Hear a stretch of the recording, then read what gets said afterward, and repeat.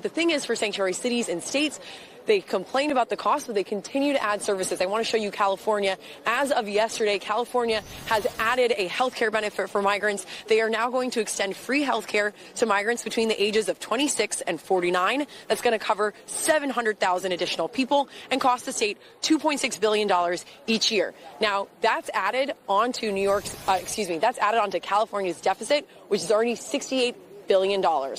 You should have been prepared. We're not going to allow politics to come into this. Nonsense. This is all politics. You cut the budget of the fire department there by $17 million. Fire hydrants were broken. Reservoirs were dry. New reservoirs that were supposed to have been commissioned in 2014 via Proposition 1, not one of those reservoirs has been completed. The forests are mismanaged. No control burns have been done. All of this should have been in place already. And I would love to give it to you. Like, let's say that you do have global warming. I'm not an expert on this, but I'm gonna run with it. Knowing that you have global warming and knowing that California is inherently a tinderbox and you have the Santa Ana winds and it is simply a climate that is ripe for these kinds of catastrophes, how are you so grossly underprepared? Fail you and your department and our city? It's my job to stand up as a chief and exactly say justifiably what the fire department needs to operate to meet the demands of the community. Did they fail you? That is our job, and I tell you, that's why I'm here. So let's get us what we need so our firefighters can do their jobs. Did they fail you? Yes.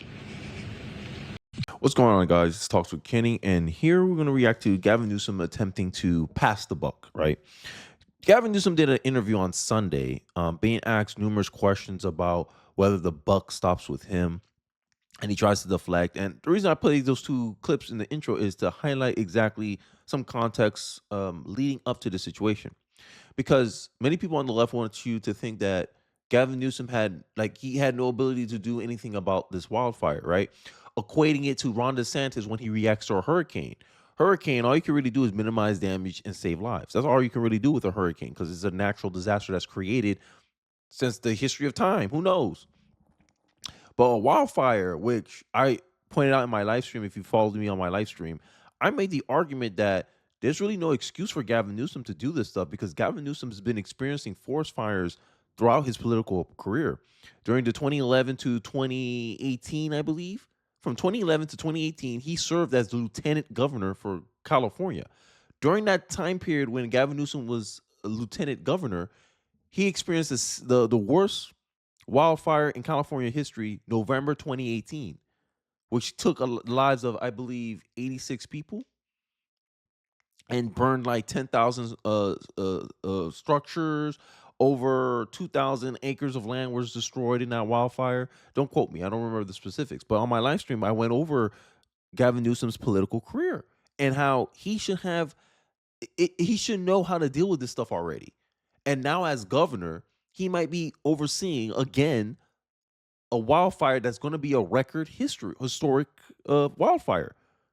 And this is him trying to deflect. And on X, I've been noticing, on weekends, I don't look at politics at all. I give myself a mental break. But I kept getting notifications of Gavin Newsom making excuses, slandering people, saying they're just spreading misinformation. Here's a snippet, because people are memeing him right now, about how the reservoirs are full, and there's actual video of the reservoirs being empty. And the reservoirs are completely full. The state reservoirs here in Southern California, that mis and disinformation, I don't think advantages or aids any of us. So he's here trying to deflect blame. And also, in the intro, I opened up with the fact that California cut $100 million in taxes, $100 million out of the fire department budget, and they added $2.6 billion to the deficit for illegal immigrants. And it is found out recently, that this is alleged right now, for now anyway, man detained with blowtorch near wildfire ID'd as an illegal immigrant, not charged with arson, report. This is some damning thing. So the money you focus on possibly helped a man stay in this country that caused the wildfire. So It's almost poetic. An illegal immigrant is the reason why fires could have been started, and now these same fires, which Gavin Newsom don't know how to manage or contain, is now really giving him political pressure. The irony. All right, and Ben Biden's fire chief, a FEMA chief, says that California was very prepared for the fires. It don't look like it. I called for him to come out, take a look for himself. We want to do it in the spirit of an open hand, not a closed fist. He's the president-elect. I respect the office. We have a president of the United States that within 36 hours provided a major disaster declaration over a text. We had support from the president of the United States, Joe Biden, with 100% reimbursement, all the resources you could hope for or imagine, constant communication. I'd like to extend that to the president-elect. I don't know what he's referring to when he talks about the Delta smelt in reservoirs. The reservoirs are completely full. The state reservoirs here in Southern California. That mis and disinformation, I don't think advantages or aids any of us. Responding to Donald Trump's insults, we would spend another month. I'm very familiar with them. Every elected official that he disagrees with, very familiar with them. We do know, though, from reporting here locally that one reservoir that serves the Palisades was not full. And that's exactly what triggered my desire to get the investigation, to understand what was happening with that local reservoir. That was not a state system reservoir, which the president-elect was referring to as it relates to the Delta and somehow connecting the Delta smelt to this fire, which is inexcusable because it's inaccurate, also incomprehensible to anyone that understands water policy in the state. Yeah. You heard Gavin Newsom. He's deflecting. Oh, local government. Oh, no, all the waters. But you said, wait. So in one statement, Gavin Newsom, you said that all the water reservoirs were full. But then when you got confronted with the truth, hey, look, in the fire in Palisades where it started, the water, they had no access to the reservoir and it was empty. That's what we are asking for, investigations. But your fire chief told us that due to budget cuts from the fire department, they weren't able to properly inspect equipment, the fire hydrants, and you would have been aware of those problems if it was properly inspected. And it keeps going back to you guys. It keeps going back to you guys. But you don't want the focus on you. You don't want to be playing politics. Here's a report. Where is all the water? The unbelievable handling of Southern California's wildfires. I want to show you this. A recent wildfire has decimated Southern California, leaving at least 16 people dead. If you see the pictures, it looks like a war zone, destroying over 12,000 structures and displacing more than 150,000 residents. This tragedy is excruciated by prolonged drought conditions and the infamous Santa Ana winds, which created a perfect storm for destruction. Firefighters have been working around the clock, yet their efforts has been stymied by an unforgivable lack of resources, most notably water. But instead of answering people's concerns, they want to pretend that, oh no, everything's under control. It's just a malfunction. One of the most shocking revelations is the water shortage that has crippled firefighting efforts. LA chief pointed this out, and she confirmed this. Yes, that the firefighters have to sit there and with hands, balls, fists, having to watch something go on fire because they can't have no access to water. There's videos on social media debunking this claim from Gavin Newsom that, oh, statewide, there's water. But these fires, all the fires happen to start at these places where there's some type of malfunction happening with the fire hydrant. Who'd that point to? If I go somewhere, right, and my car has been screaming, right? Let's say my engine's been screaming, and I don't go, it's fine. I don't need to check it, and it blows up on me, and I can't drive anymore in the middle of nowhere. Whose fault that is? I was aware that there was some signs. I should have done my due diligence and maintained my car, correct? So you don't know how to maintain your infrastructure. Then when your infrastructure fails you at a critical point, you're just going to say, it wasn't my fault. It was the local government's fault. When you cut budgeting, because my answer will be yes or no, Gavin Newsom, did you not cut budgeting from the fire department? Some say over $100 million.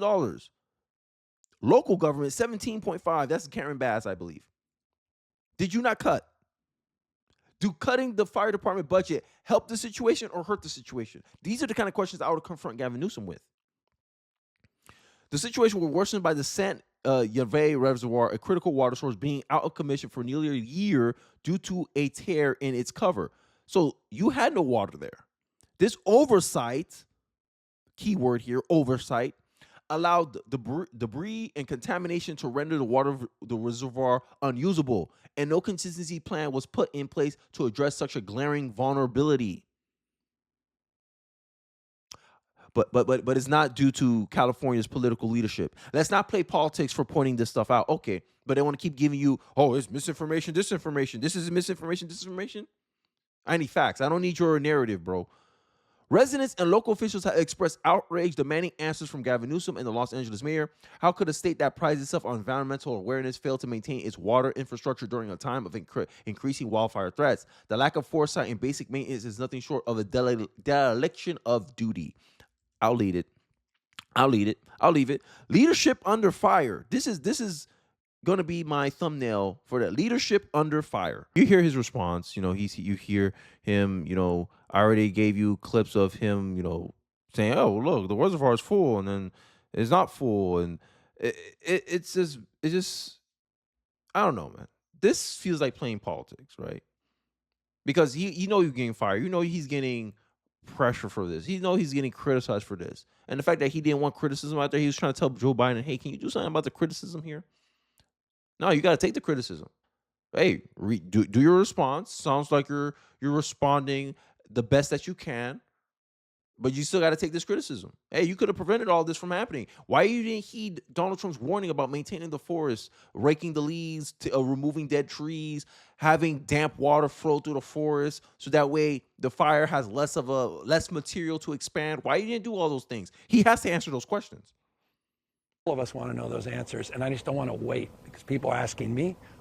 I want to know those facts. I want them objectively determined, and that the chips fall where they may. This is not about finger pointing. You say what to people who insist that these independent investigations or calls for them? Are you passing the blame on to other people?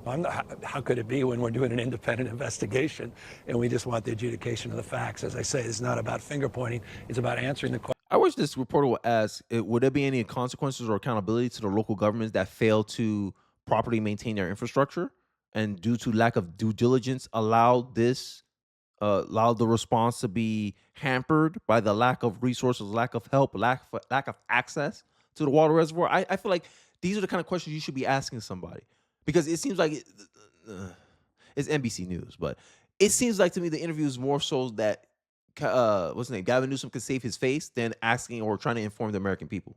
Because if I'm trying to inform the American people, these are the kind of questions I ask. Hey, there's going to be any accountability for the lack of oversight from the local governments, Gavin Newsom, since you're saying it's not your fault?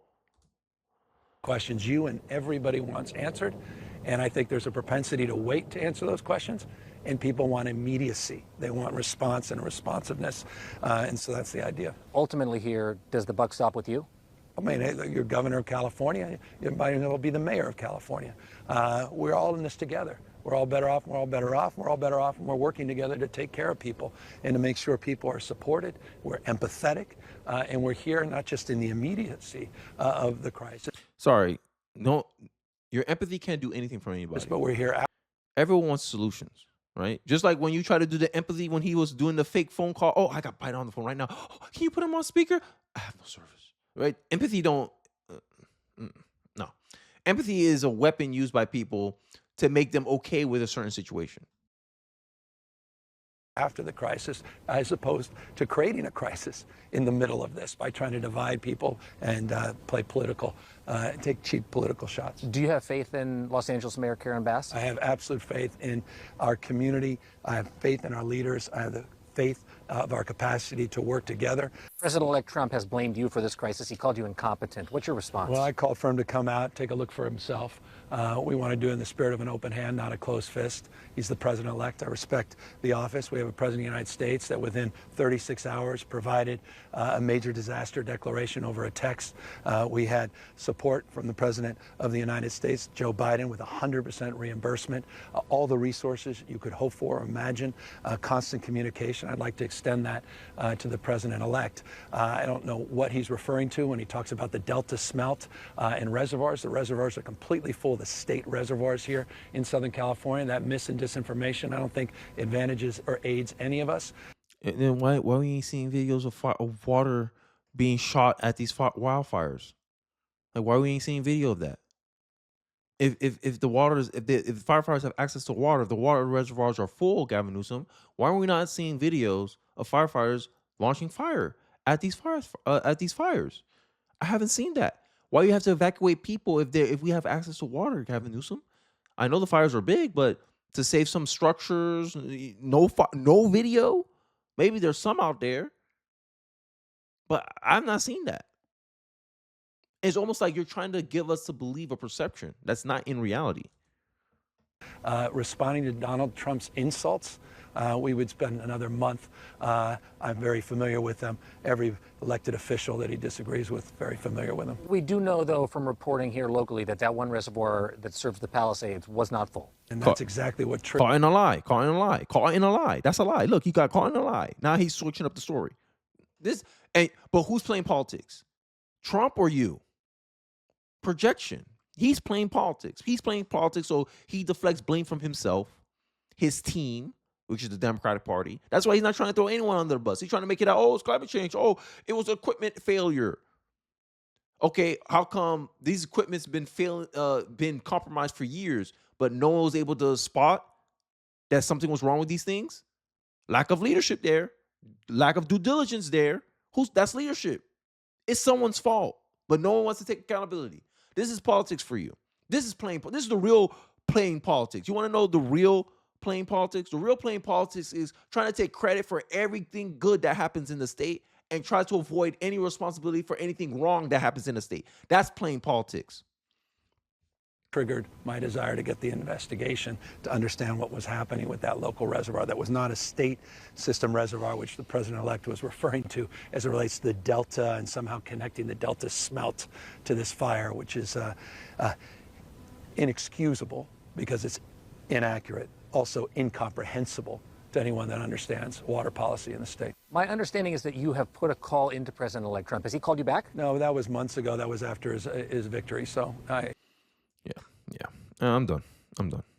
This interview is playing politics. I ain't gonna lie to you. That's how I take it anyway. But I digress. You guys let me know your thoughts about it in the comment section below. Do you think that some accountability should be had? I believe so. I don't think you should get aid just for the sake of aid and then that's it. Oh, we're all even in square. No, people are gonna spend years waiting for their house to get rebuilt.